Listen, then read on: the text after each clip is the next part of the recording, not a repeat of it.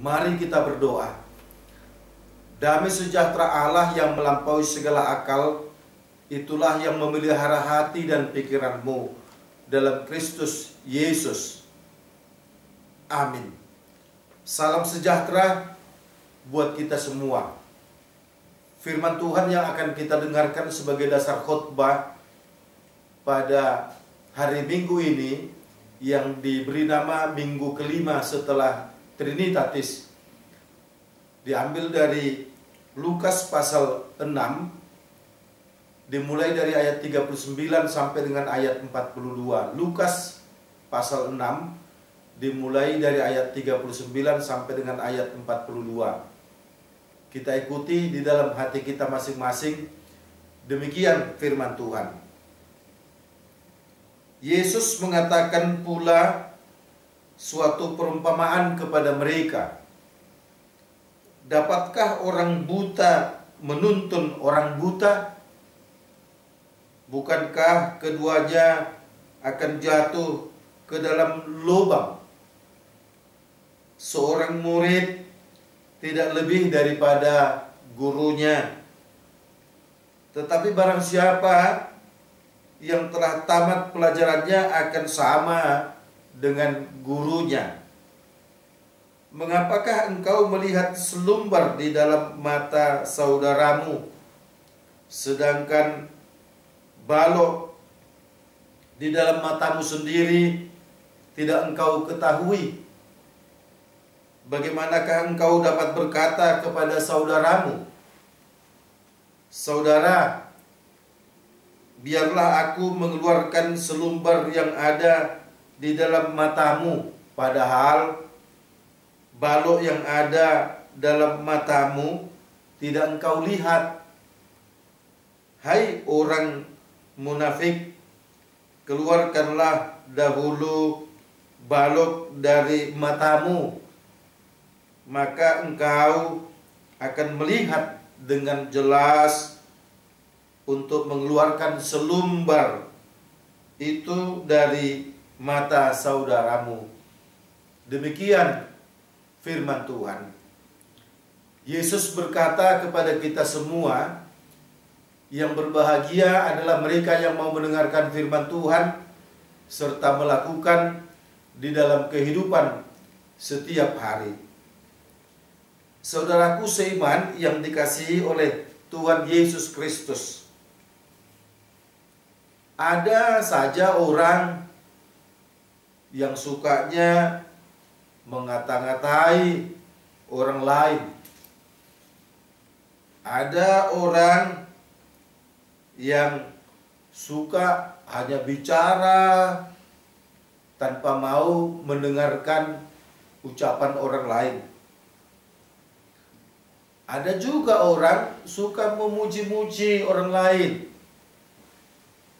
tetapi sesungguhnya di dalam hatinya ia bukan sedang memuji orang tersebut, atau pujiannya itu tidak tulus.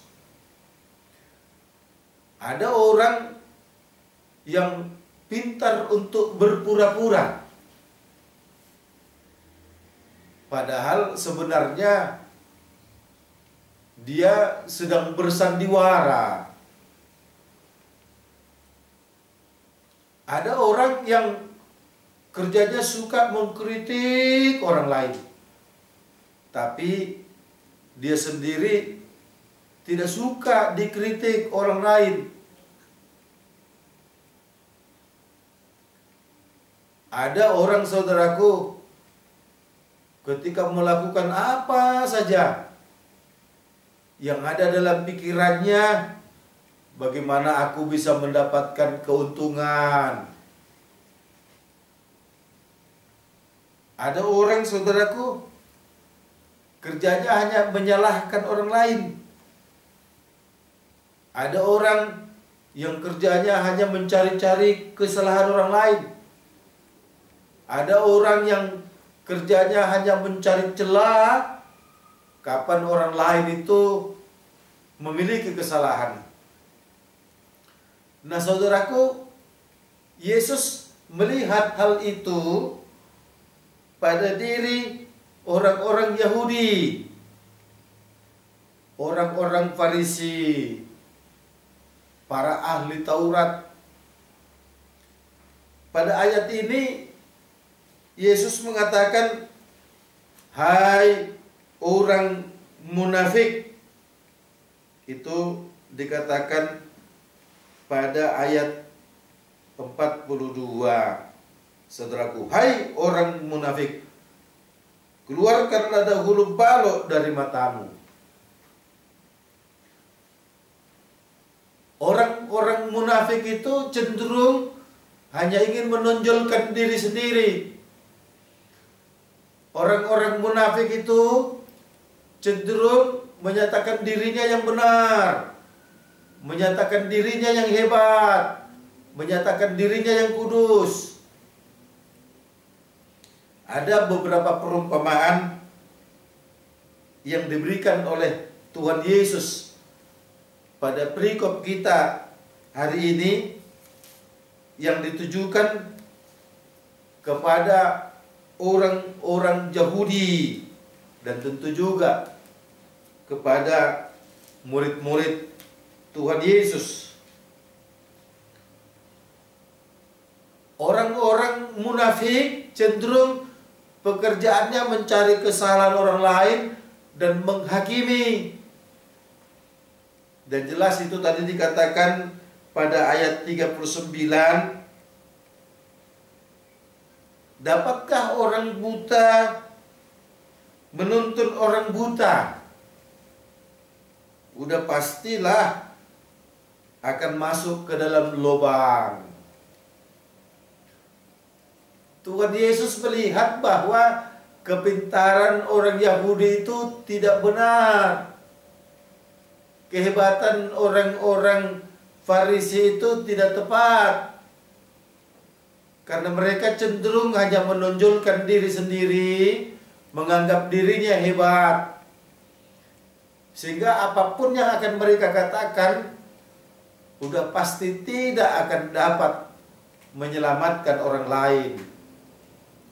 Orang-orang seperti itu mau menjadi pengajar. Orang-orang seperti itu mau menjadikan sumber nasihat. Udah pasti tidak bisa.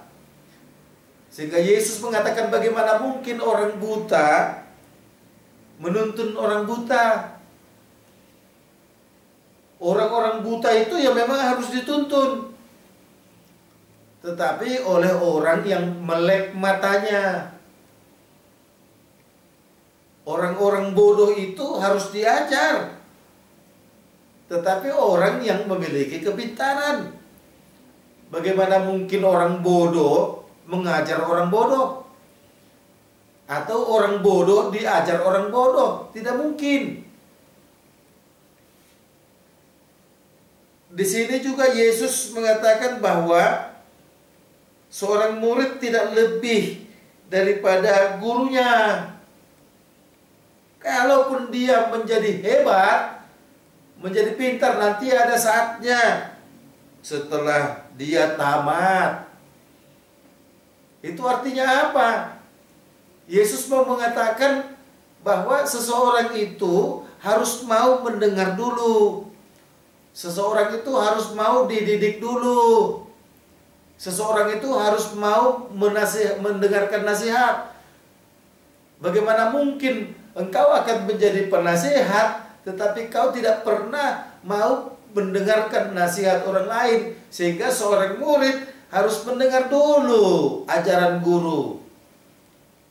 Baru suatu ketika kau bisa menjadi pintar seperti gurumu. Tapi nanti, sekarang tugasmu harus tekun mendengar dulu. Ini saudaraku sebuah kritikan juga ini kepada orang-orang Yahudi yang merasa dirinya itu sudah pintar dan hebat. Mengapakah engkau melihat selumbar di dalam mata saudaramu, sedangkan balok di dalam matamu sendiri tidak engkau ketahui? Inilah ciri-ciri orang munafik itu, yang menganggap dirinya benar dan selalu melihat orang lain itu salah. Selumbar di mata orang bisa dilihat, tetapi balok di matanya sendiri dia tidak dapat lihat. Tentu Yesus mengatakan dalam perumpamaan ini bahwa mereka tidak layak untuk memberikan nasihat. Mereka tidak layak untuk menyatakan orang itu salah, padahal mereka justru memiliki kesalahan yang besar. Sebelum engkau nasihati orang, nasihati dulu dirimu sendiri. Itu sama dengan firman itu. Khotbah itu juga seperti itu. Sebelum khotbah itu disampaikan kepada umat, maka khotbah itu harus lebih dulu berbicara kepada pengkhotbah. Itu sama seperti ini. Khotbah ini juga harus bicara dulu kepada saya, baru saya sampaikan kepada umat. Yesus melihat bahwa dalam diri orang-orang Yahudi prinsip seperti itu tidak ada.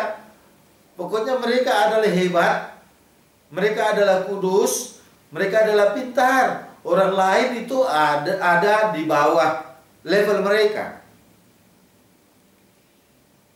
Bagaimanakah engkau dapat berkata kepada saudaramu, "Saudara, biarlah aku mengeluarkan selumbar yang ada dalam matamu, padahal balok yang dalam matamu tidak engkau lihat." Hai orang munafik, keluarkanlah dahulu balok dari matamu, maka engkau akan melihat dengan jelas untuk mengeluarkan selumbar itu dari mata saudaramu. Matamu saja sedang tidak benar, bagaimana kau mau melihat ada kejahatan orang lain? Bagaimana kau mau melihat ada selumbar di mata orang? Matamu sendiri sedang terhalang oleh balok, oleh dosa. Nah, saudaraku yang dikasih oleh Tuhan Yesus Kristus, tema minggu hari ini adalah cintailah pendidikan. Kalau kita kaitkan dengan Amsal yang menjadi perikop pengantar khotbah ini, maka jelas dikatakan di sana bahwa seseorang itu harus mau mendengarkan nasihat. Dengarkanlah, hai anak-anak, didikan seorang ayah. Perhatikanlah supaya engkau beroleh pengertian.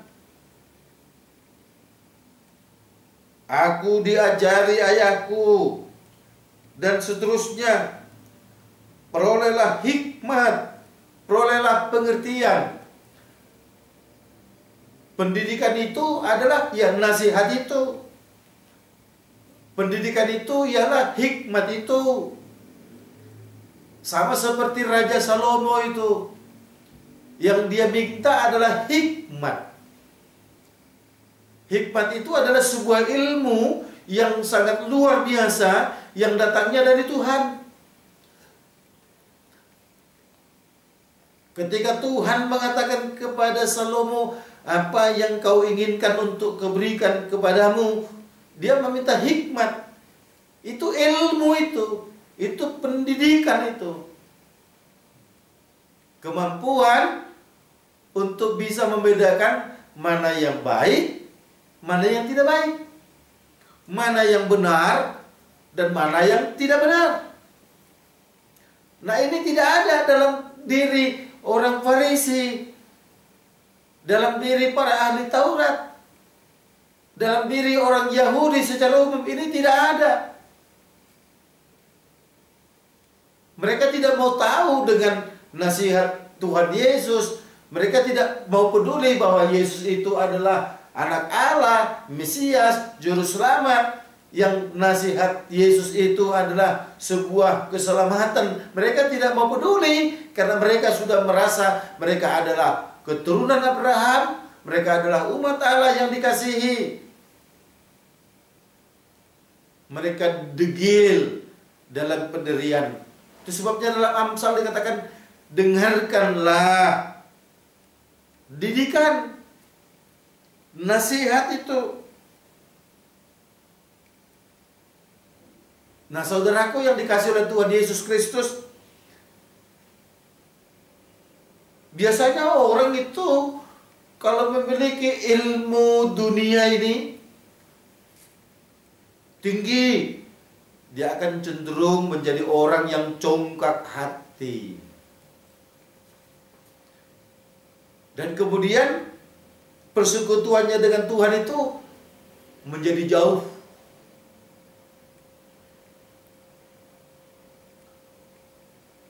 Oleh karenanya saudaraku, ketika Yesus datang itu, dia mulai menasihati. Karena Yesus itu tahu bahwa manusia itu sudah memiliki banyak pengetahuan, memiliki banyak ilmu. Tapi ilmu dunia itu tidak akan menyelamatkan.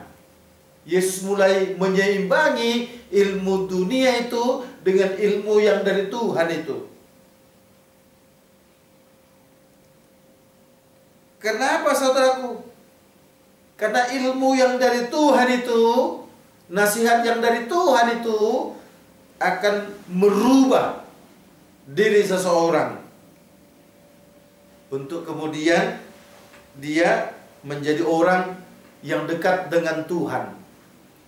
Itu sama dengan Paulus. Paulus itu pintar. Dia seorang sarjana. Tapi ternyata saudaraku, kedekatannya kepada Tuhan itu tidak jelas, bahkan jauh. Akhirnya dia pun mendengarkan didikan lewat panggilan Roh Kudus kepadanya.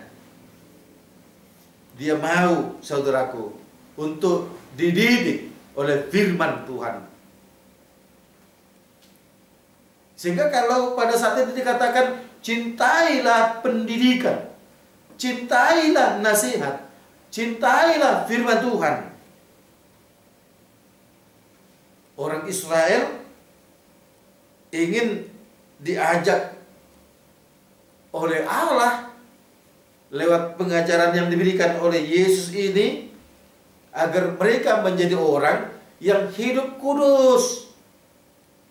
Agar mereka mau menerapkan ajaran agama yang mereka terima itu dalam kehidupan sehari-hari. Bukan untuk ditinggikan hatinya. Nah, saudaraku yang dikasih oleh Tuhan Yesus Kristus, tentu pada saat ini kita diminta, ketika dikatakan cintailah pendidikan, cintailah firman Allah, cintailah nasihat Allah itu, renungkanlah firman Allah itu, tentu kita diminta agar lebih mendekat kepada Tuhan. Caranya kita berdoa kepada Tuhan. Caranya kita harus mau dengar-dengaran kepada firman Tuhan. Dalam situasi pandemi COVID-19 ini, kita yang harus stay at home, kalaupun terpaksa keluar rumah, kita harus mendengarkan didikan. Apa itu didikannya? Pakai masker, sering-sering cuci tangan, jangan dulu berjabat tangan, atur jarak dengan orang lain. Itu juga didikan, saudaraku. Itu nasihat. Kalau kita mau melakukan protokol kesehatan itu semua, sesungguhnya kalau kita terpaksa sedang berada di luar rumah, kita aman, saudaraku. Yang terinfeksi virus corona ternyata semakin banyak. Sangat mengejutkan, saudaraku. Beberapa hari lalu mencapai rekor tertinggi 2.600-an. Kenapa seperti itu? Aku yakin mereka adalah orang-orang yang tidak mau mendengarkan didikan. Mungkin tidak mau pakai masker. Malah salaman. malah sering pegang wajah tanpa pernah mencuci tangan. Mandi tidak mau. Nah saudaraku yang dikasihi Tuhan Yesus Kristus, pada saat situasi pandemi COVID-19 ini, tentu kita tidak mau supaya kehidupan kita semakin terpuruk. Pemerintah mengatakan, ayo kita hadapi aja dengan situasi new normal, tatanan kebiasaan yang baru. Kalau kita harus melakukan aktivitas kita, lakukanlah dengan sesuatu yang baru. Apa itu dengan sesuatu yang baru itu tuh? Tadi yang dibarengi dengan nasihat tadi. Itu adalah pengajaran. Itu adalah didikan. Cintai itu. Kalau kita ingin berpesta, kita ingin membuat resepsi pernikahan anak kita, lakukan itu, tetapi dengan jumlah yang terbatas. Kalau kita masih tetap ingin pesta yang besar, tunda dulu, nikah anakmu tetap dilanjutkan. Itu juga adalah tatanan kehidupan yang baru. Kita nikahkan anak, tapi pestanya nanti. Kalau kita tetap mau pesta, batasi orangnya. Aku tidak mau, aku ingin undang banyak orang. Bahaya. Kita tidak mau mendengarkan pendidikan. Akhirnya muncullah klaster-klaster baru, di mana ada orang yang terinfeksi virus corona dengan jumlah yang banyak hanya di satu tempat, saudaraku. Pengajaran itu sangat penting dalam kehidupan ini. Sehingga dengan demikian, saudaraku yang dikasihi oleh Tuhan Yesus Kristus, Yesus ingin memberikan sebuah perumpamaan yang ingin memberikan pelajaran kepada kita. Ayo lihatlah diri kita. Tidak usah buru-buru mau menyalahkan orang lain. Itu urusan Tuhan. Menghakimi itu urusan Tuhan, bukan urusan kita. Kita lakukan aja yang terbaik di dalam kehidupan kita ini. Nah kalau sudah seperti itu, enak saudaraku.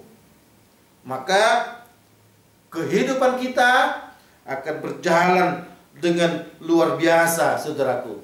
Jangan terjebak menjadi orang yang penuh dengan kemunafikan.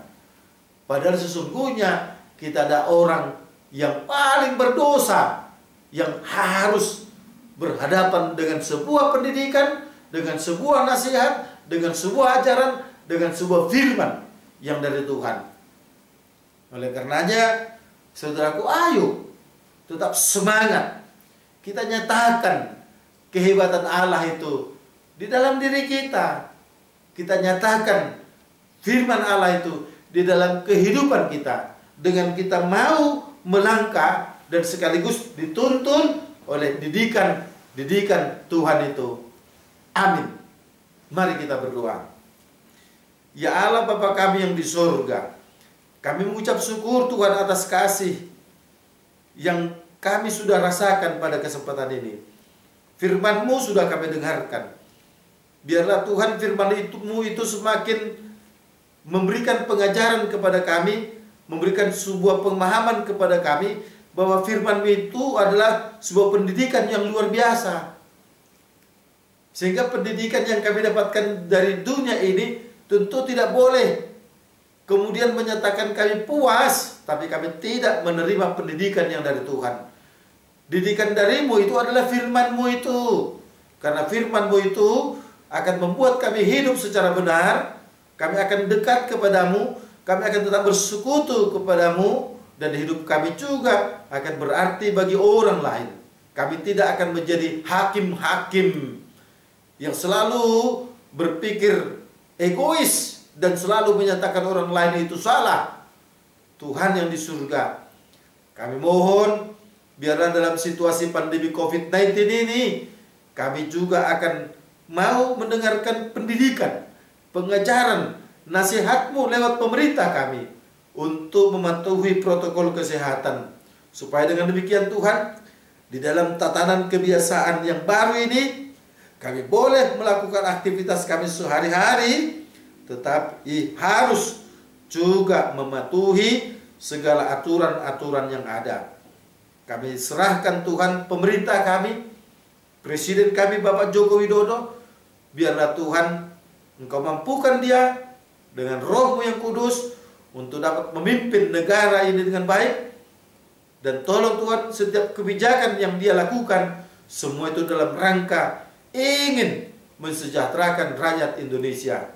Kami serahkan Tuhan seluruh gereja di dunia, biarlah tetap dapat melakukan segala pelayanan, persekutuan yang indah. Supaya dengan demikian Tuhan, situasi pandemi ini tidak akan merongrong semangat kami beriman, tetapi justru semakin menumbuhkan dan memantapkan semangat kami untuk terus bertuhankan Engkau di dalam Yesus itu. Kami serahkan Tuhan mereka yang sedang terpapar karena COVID-19, Engkau berkati dokter, para medis yang turut menangani, agar mereka Tuhan boleh mendapatkan kesembuhan yang dari Tuhan. Kami serahkan Tuhan hidup kami hanya ke dalam tangan pengasihan-Mu dalam Yesus. Kami berdoa. Amin.